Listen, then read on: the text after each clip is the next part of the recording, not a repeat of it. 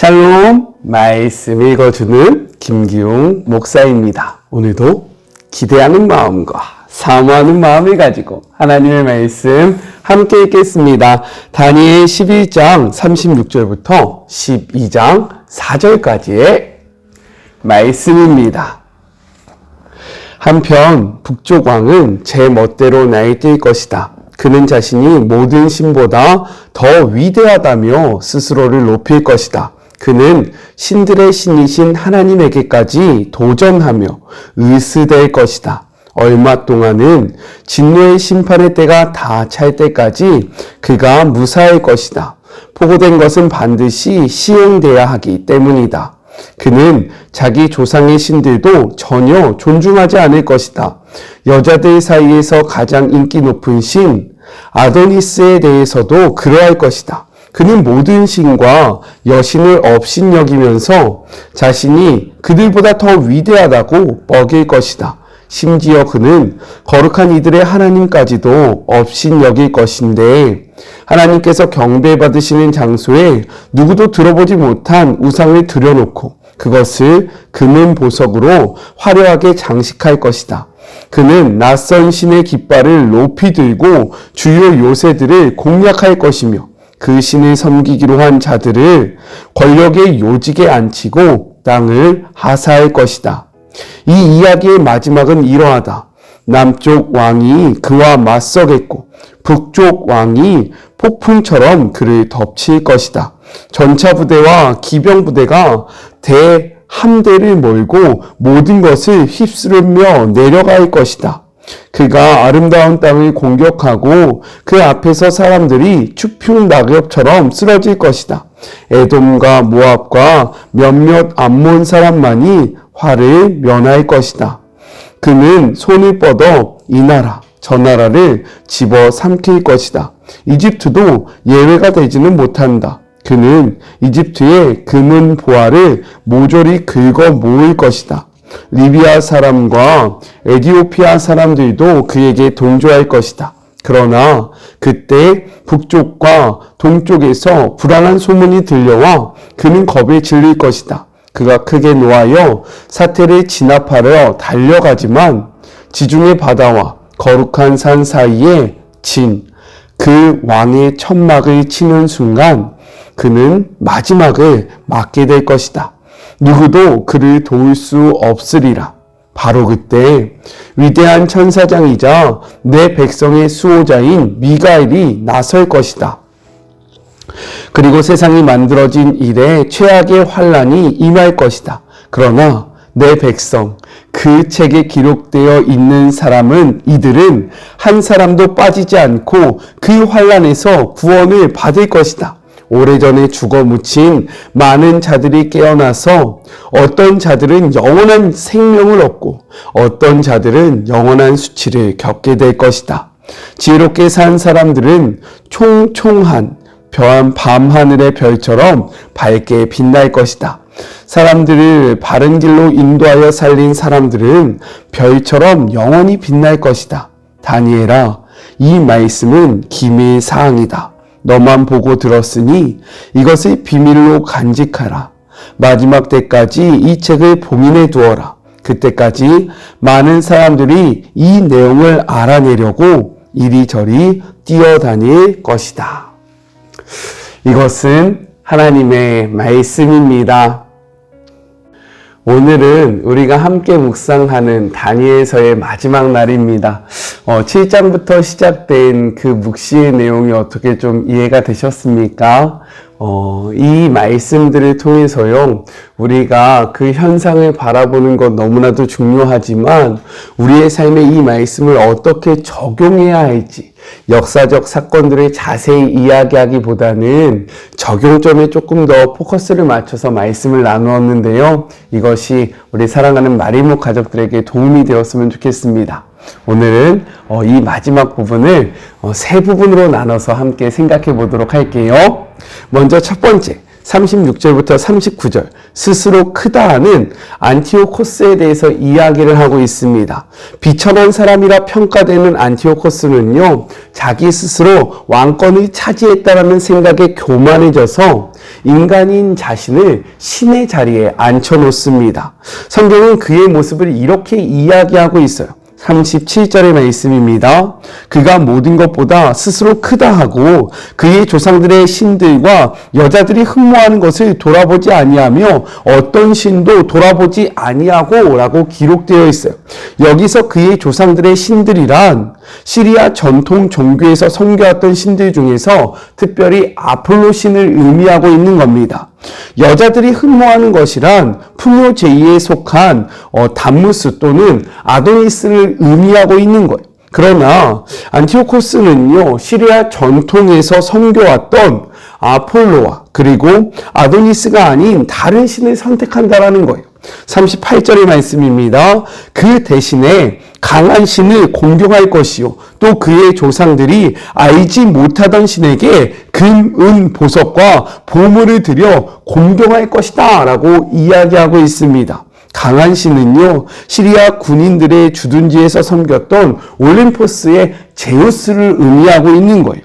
즉 안티오코스는요, 시리아가 전통적으로 섬겨왔던 신들이 아니라 자신이 강하다라고 생각하는 제우스를 신봉했다라는 겁니다. 이는요, 우리에게 무엇을 보여주고 있냐면 조상들의 전통적 그러한 종교를 무시한 안티오코스가 예루살렘의 종교적 전통 역시 무시하고 유린할 것을 나타내주고 있다는 거예요. 실제로 그는요, 2차 이집트 원정 때 예루살렘을 침략해서요, 하나님의 선정에 제우스의 신상을 세우고 그 앞에 하나님이 가증스럽게 여기셨던 돼지의 피를 뿌리면서 제사를 드리게 됩니다. 그런데요, 그가 모르고 있었던 사실이 있었다라는 거예요. 36절의 말씀 같이 한번 읽어보겠습니다. 그 왕은 자기 마음대로 행하며 스스로 높여 모든 신보다 크다 하며 비상한 말로 신들의 신을 대적하며 형통하기를 분노하심이 그칠 때까지 하리니 이는 그 작전된 일을 반드시 이룰 것이다 라고 이야기하고 있습니다. 안티오코스는요, 자기 마음대로 행하며 스스로 높여 자신이 모든 신보다 크다 라고 이야기하면서 신들의 신, 누구입니까? 하나님을 대적한다라는 거예요. 하지만 그는 자신이 하나님의 분노하심이 그칠 때까지만 형통할 것이다 라는 이 사실을 알지 못했다라는 겁니다. 그런데 여러분 그거 아십니까? 결은 다를 수 있지만 우리도 안티오코스와 같은 모습으로 살아가고 있다라는 거예요. 왜냐면요, 우리도 우리의 삶이 마치 우리의 것인 양, 즉 우리의 삶의 주인이 우리라는 것처럼 생각하고 행동하며 살아간다라는 겁니다. 지금 이 안티오코스의 삶을 어떻게 이야기합니까? 36절 다시 한번 볼까요? 그 왕은 자기 마음대로 행하며 자신의 마음대로 행했다라는 거예요. 그리고 스스로를 높여 모든 신보다 크다 하며 비상한 말로 신들의 신을 대적했다라고 이야기합니다. 그런데 우리도 그렇게 살아가고 있지 않습니까? 우리의 마음대로, 우리 눈에 보이기 좋은 대로, 우리의 뜻대로 살아가면서 생명의 말씀인 하나님의 말씀을 무시하고요, 이 말씀과 상관없는 삶을 살아가는 것이 곧 안티오코스가 보여줬던 삶과 동일할 수 있다는 겁니다. 하나님의 말씀을 경외하고 계십니까? 하나님의 말씀은요, 곧 하나님이에요. 그런데 우리는 이 말씀을 무시합니다. 말씀이 무엇이라고 이야기하든 상관없이 우리 눈에 보기 좋은 대로, 그리고 내 마음이 향하는 대로 살아가면서요, 하나님을 철저히 무시한다라는 거예요. 이러한 삶이 우리가 정말로 안티오코스와 같은 삶을 살아간다라는 반증이 된다라는 겁니다.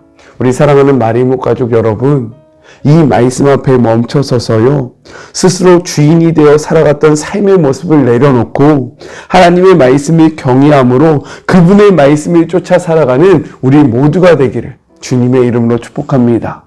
아셨죠? 둘째, 40절부터 45절 종말을 맞이한 안티오코스에 대해서 이야기를 하고 있습니다.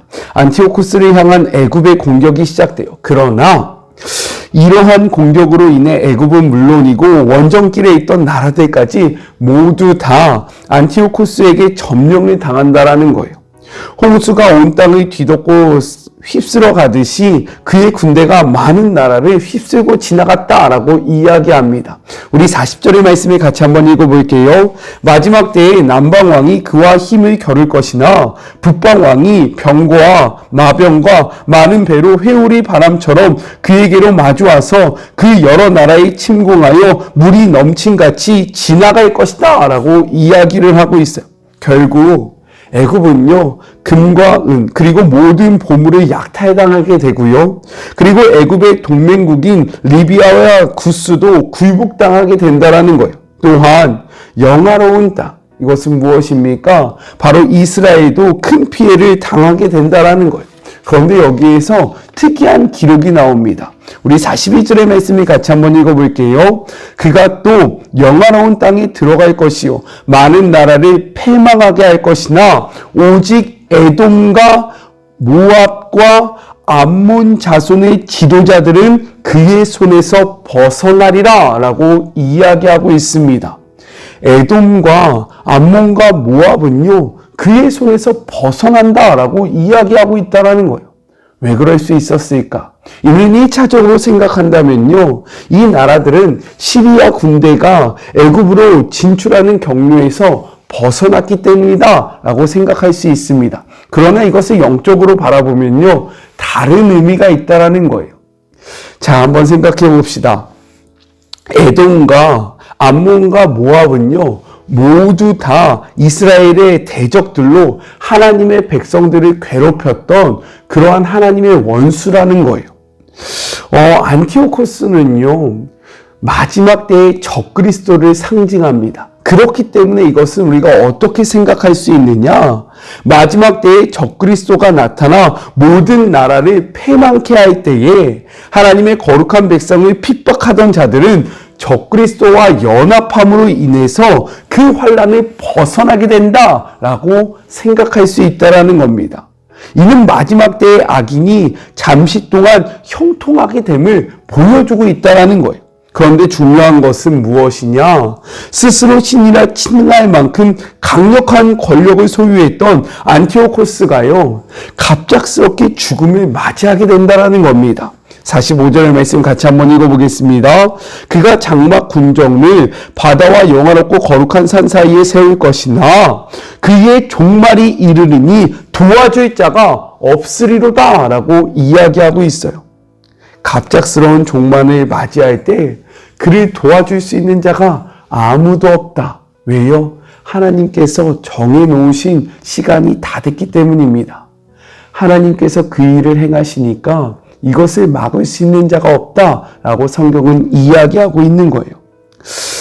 우리 잠언의 말씀을 같이 한번 나눠봤으면 좋겠는데요. 잠언 24장 1절의 말씀입니다. 너는 악인의 형통함을 부러워하지 말며 그와 함께 있으려고도 하지 말지어다 라고 이야기합니다.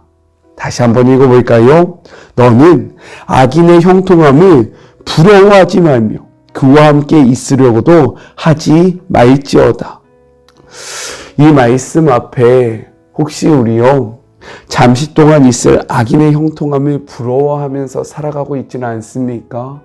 그와 동행하며 그 길을 향하여 나아가고 있지는 않아요? 성경은 분명히 이야기하고 있는 거예요. 악인의 형통함은 그 때가 정해져 있다. 그리고 그 시간이 끝나면 하나님의 심판이 임할 것이다 라고 이야기합니다. 그러니 잠시 동안 있을 악인의 형통함을 쫓아 나아가는 것이 아니라 영원한 하나님의 나라를 바라보며 하나님과 동행하는 삶을 살아가는 우리 모두가 되기를 주님의 이름으로 축복합니다. 마지막 셋째, 12장 1절부터 4절, 궁창의 빛과 같이 빛나는 사람들에 대해서 이야기를 하고 있습니다. 그때 이스라엘은요, 안티오코스로부터 많은 환난을 당하게 된다라는 거예요. 그러나 그러할 때 하나님은요, 하나님의 사람들을 그냥 내버려 두지 않으신다라고 이야기합니다. 우리 1절의 말씀을 같이 한번 읽어볼게요. 그때 내 민족을 호위하는 큰 군주 미가엘이 일어날 것이요, 또 환난이 있으리니 이는 개국 이래로 그때까지 없었던 환난일 것이며, 그때에 내 백성 중에 책이 기록된 모든 자가 구원을 받을 것이다. 환난이 있을 것이나 미가엘이 하나님의 사람들을 구원할 것이고 보호할 것이다 라고 이야기하고 있는 것입니다. 그런데요, 이러한 환난의 때로 인해서 하나님을 배반하는 자들도 있다라고 성경은 이야기하고 있는 겁니다. 2절의 말씀을 같이 한번 읽어볼게요. 땅의 티끌 가운데서 자는 자 중에서 많은 사람이 깨어나 영생을 받는 자도 있겠고, 수치를 당하여서 영원히 부끄러움을 당할 자도 있을 것이며 라고 기록하고 있습니다. 사도 베드로는요, 베드로전서에서 이렇게 이야기합니다. 베드로전서 4장 12절의 말씀이에요.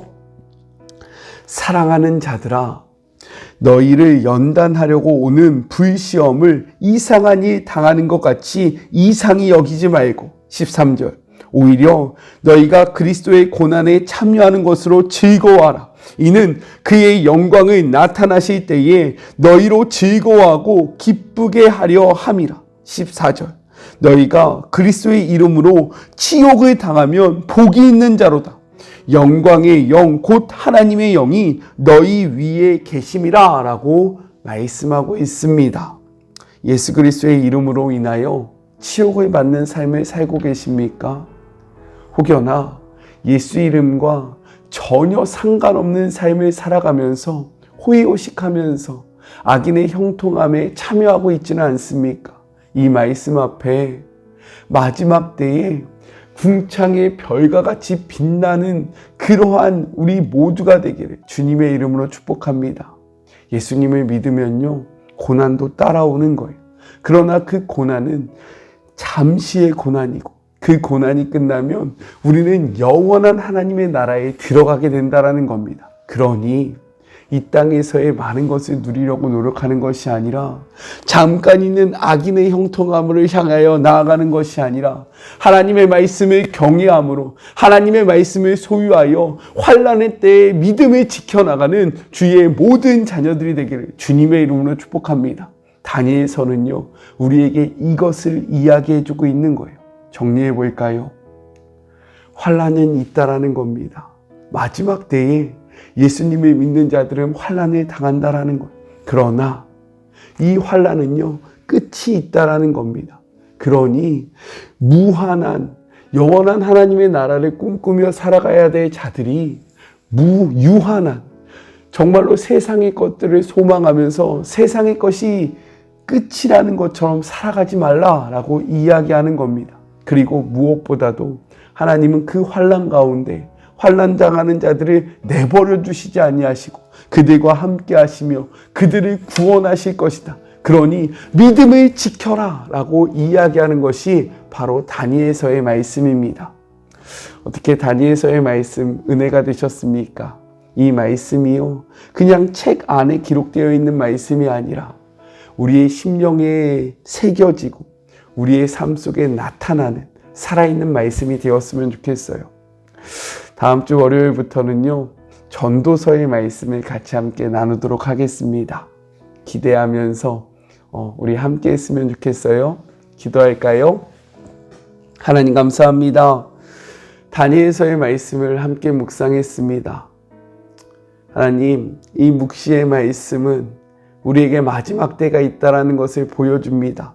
세상의 권력은 영원할 것 같으나 이 권력은 유한하며 영원한 하나님의 나라가 있다라고 이야기합니다. 그러나 이 세상의 권력으로 말미암아 믿는 자들이 환난을 당하게 되고 박해가 있을 것이다.